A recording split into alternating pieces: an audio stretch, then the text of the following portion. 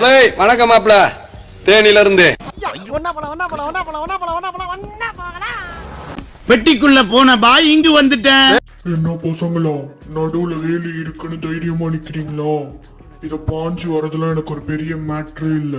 என் கையில உட்கார வைக்கலான்ட்டு இந்த கிளவுஸ போட்ட உடனே எனக்கு பயம் வந்துருச்சு. பயப்படாத, பயப்படாதா.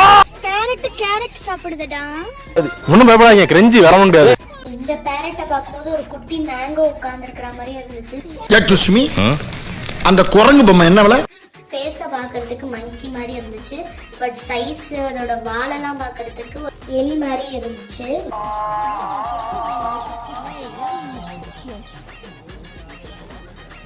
ப்ராக்டிஸ் பண்ண கேட்ஸ் அண்ட் டாக்ஸ் தான் போல.